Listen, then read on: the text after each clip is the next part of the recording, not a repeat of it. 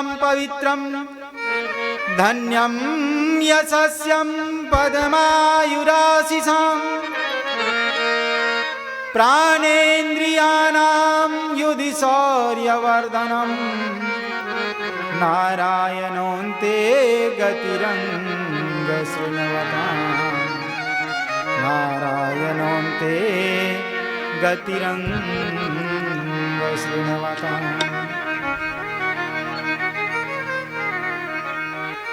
जो कोई इस हिरण्याक्ष वध की कथा को, महा अद्भुत कथा को सुनोति गायत्यनुमोदितेजसा, सुनता है, गाता है अथवा तो अनुमोदन करता है, उसकी क्या होती है?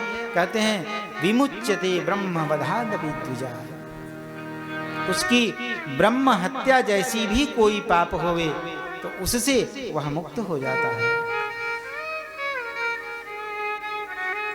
इस प्रकार जो ब्रह्म हत्या जैसी पाप से भी मुक्त होना चाहे वो इस हिरण्याक्ष वध की कथा को एक बार अवश्य श्रवण कर ले। एतन्महापुण्यमलं पवित्रं धन्यं यशस्यं पदमायुराशिषाम्। जो इस महापुण्य प्रदा पवित्र कथा को, पवित्र चरित्र को श्रवण करता है, उसकी प्राणेंद्रियां जागृत होती हैं, शौर्य की वृद्धि होती है और नारायणोऽन्ते गतिरङ्ग शृण्वताम्, अंत में प्रभु के चरणों की, नारायण के चरणों की प्राप्ति होती है। जय जय श्री राम। मेरे भाई बहन, इस हिरण्याक्ष वध की कथा से हमें क्या शिक्षा मिलती है? हिरण्याक्ष शब्द का अर्थ हमने श्रवण किया ना, हिरण्यो अक्ष यह सहिरण्याक्ष, सोने की सी आंखें जिसकी हो वही हिरण्याक्ष है, अथवा तो जिसकी आंखों में केवल सोना ही सोना भरा पड़ा हो वही हिरण्याक्ष कहेगा।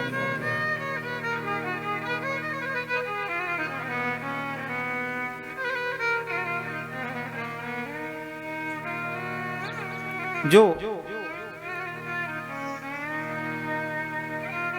जिसकी आंखों में धन संपत्ति के अलावा और कुछ नहीं दिखाई पड़ता वही हिरण्याक्ष है।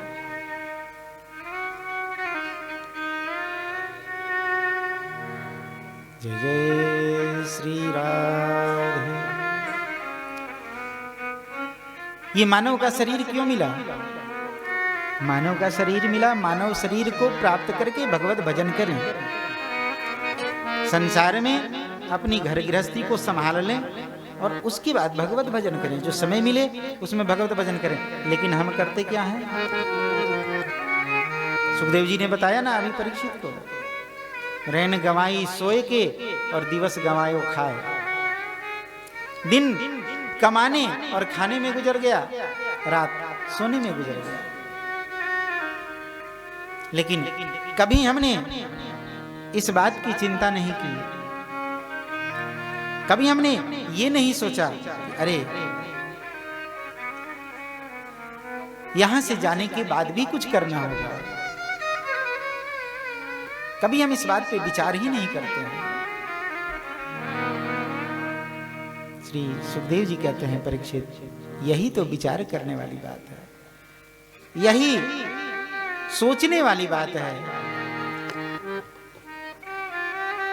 क्योंकि ये एक बार हाथ से निकल गया ना तो फिर वापस नहीं आने वाला।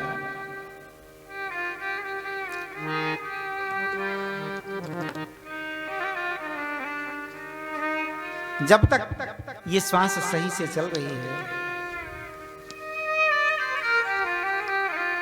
तब तक चल रही है। क्या पता किसी दिन इस श्वास ने साथ छोड़ दिया, फिर क्या करेंगे?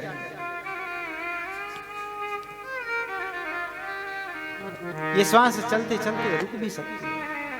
परीक्षित, इन्हीं को संभालना है। संसार में अपनी नेत्रों में हम हिरण्याक्ष की तरह संसार की पूरी संपत्ति भी ले लें। हिरण्याक्ष को पूरी पृथ्वी मिल गई, लेकिन फिर भी इसको संतोष नहीं हुआ। फिर भी ये लड़ाई करने के लिए इधर उधर ढूंढ रहा था कि कौन मिलता है, उससे लड़ाई करूं, युद्ध करूं। ऐसे ही जिसकी आंख में केवल धन ही धन भरा पड़ा है, उसे पूरे संसार की संपत्ति भी मिल जाए, तब भी उसको चैन नहीं मिलने वाला। और ये श्वास, ये तो निकलती ही जा रही है, ये उम्र ढलती जा रही है। धीरे धीरे धीरे धीरे हमारी उम्र बढ़ रही है कि कम हो रही है? बताओ। लोग कहते हैं ना कि उम्र बढ़ रही है, बढ़ नहीं रही है, घट रही है। एक एक दिन, एक एक घंटे, एक एक क्षण, एक एक श्वास वो घटती ही जा रही है, बढ़ थोड़ी ही रही है। जितनी वहां से लिखा के आए हैं उसमें से बस कम होती चली जा रही है। अब हम इसको जितना सहेज सके, जितना अच्छे से खर्च कर सकें, वही तो हमारे काम आएगा। रोकना चाहें तो भी ये रुकने वाली नहीं है। इसको रोकना चाहें तो रोक सकते हैं क्या? है किसी के बस में? कोई रोक सकता है? कोई नहीं रोक सकता। बड़े बड़े अमलात्मा बिमलात्मा कोई नहीं रोक सकते। सब ठहरी नहीं ये उम्र भी, ढलती चली गई। ठहरी नहीं ये उम्र, ढलती चली गई। आदत पुरानी लीक पे, आदत पुरानी लीक पे चलती चली गई। आदत पुरानी लीक पे चलती चली गई। ठहरी नहीं ये उम्र भी,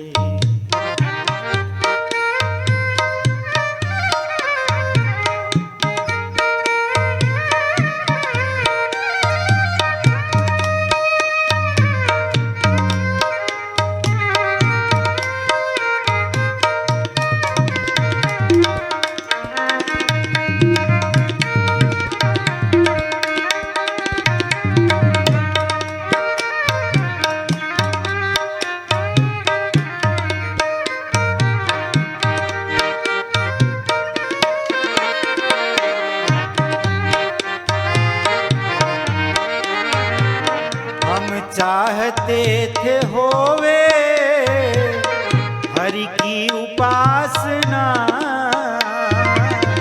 हम चाहते थे होवे हरि की उपासना। हम चाहते थे होवे हरि की उपासना। चाहते थे उपासना। दिन रात मगर वासना, दिन रात मगर वासना छलती चली गई। दिन रात मगर वासना चलती चली गई। हरी नहीं ये उम्र,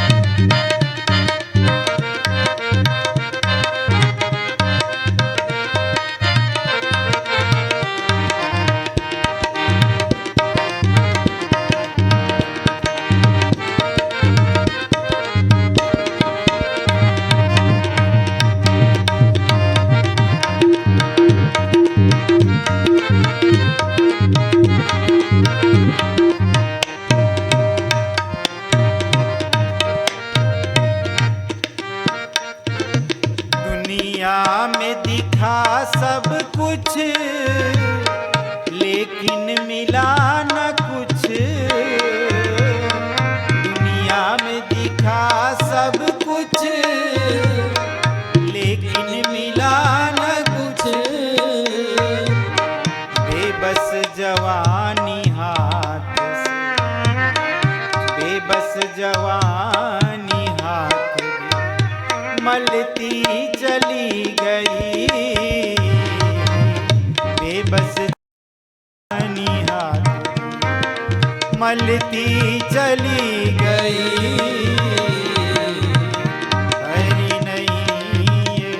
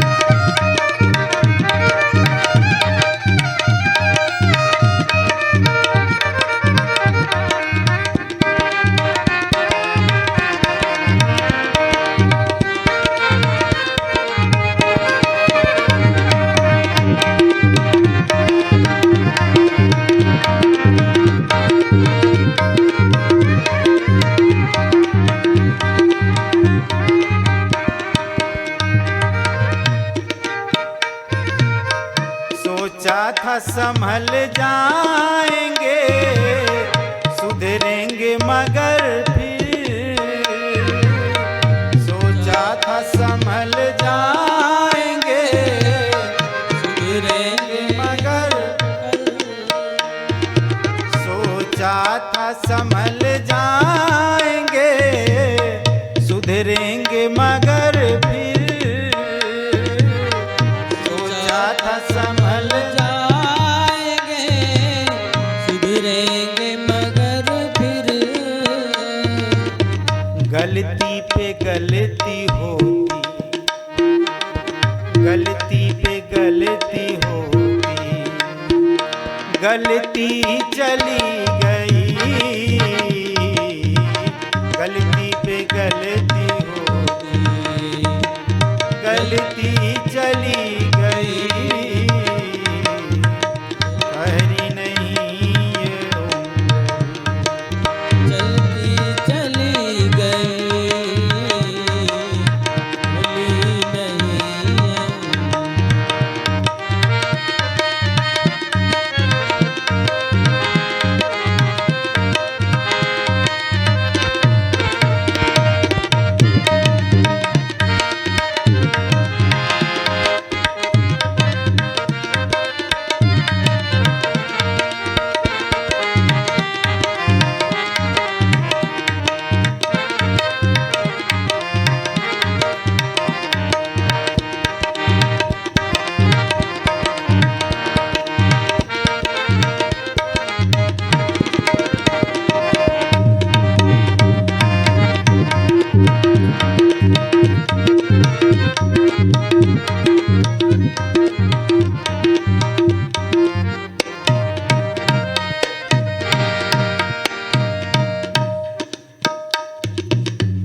राजेश्वर श्री राम की जिन पे हुई कृपा। राजेश्वर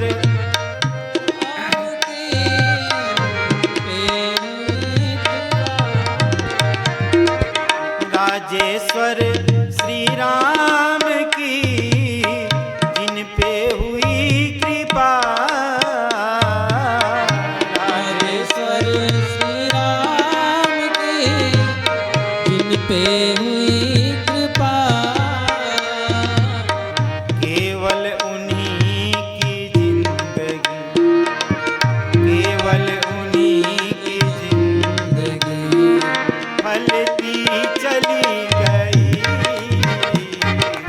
केवल उन्हीं की जिंदगी फलती चली गई।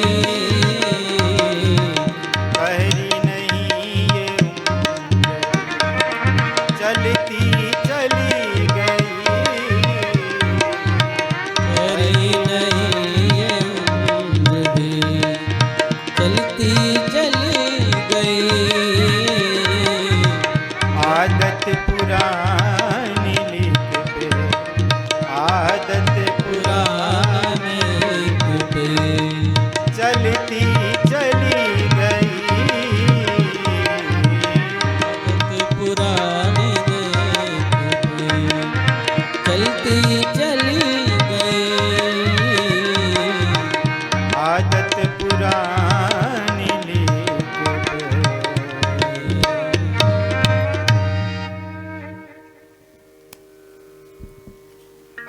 इसके बाद पृथ्वी को यथास्थान स्थापित किया गया है। श्री ब्रह्मा जी की छाया कीचड़ में पड़ी, इससे एक कर्दम नाम के ऋषि उत्पन्न हुए हैं। श्री कर्दम जी सरस्वती नदी के किनारे बैठकर कठोर तप कर रहे हैं।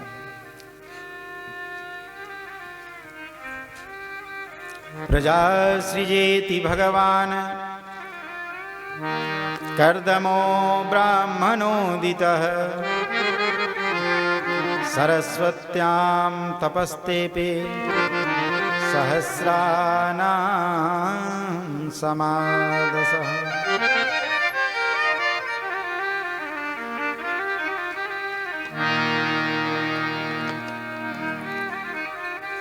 भगवान श्री कर्दम जी सरस्वती नदी के किनारे बैठकर 10,000 वर्ष तक कठोर तप किए हैं।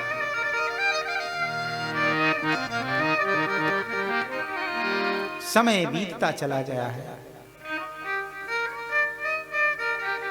जय जय श्री सीताराम।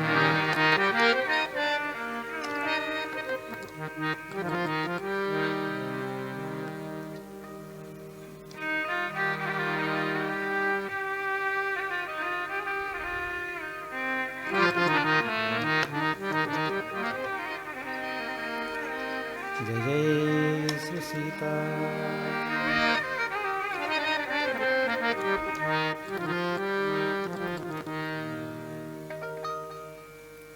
धीरे धीरे समय बीतता गया। एक दिन भगवान श्री कर्दम जी के सम्मुख प्रकट होके आए और भगवान ने अपने आंखों में अश्रु लिए हुए श्री कर्दम जी को कहा, मैं जानता हूं आपने इतना कठोर तप जो किया वो किसके लिए किया वो मैं जानता हूं। अरे आप सृष्टि विस्तार करना चाहते हैं ना, मैं आपको आशीर्वाद प्रदान करता हूं। आपको सुंदर सुयोग्य कन्या मिलेगी, उसके साथ आपका विवाह होगा। आप सृष्टि विस्तार कीजिए।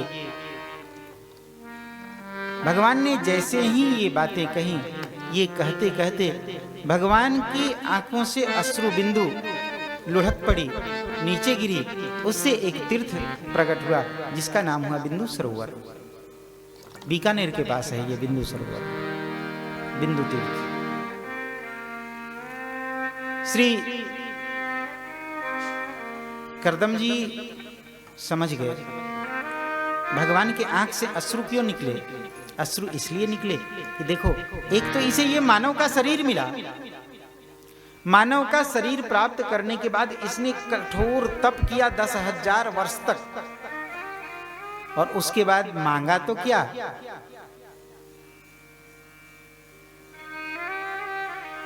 इतना कठोर तप करने के लिए कठोर तप किया और उसके बाद मांगा तो क्या, यही कि सृष्टि विस्तार करो। इसलिए भगवान की आंखों से अश्रु निकल आए। कर्दम जी भी समझ गए, ओह मुझसे भूल हो गई।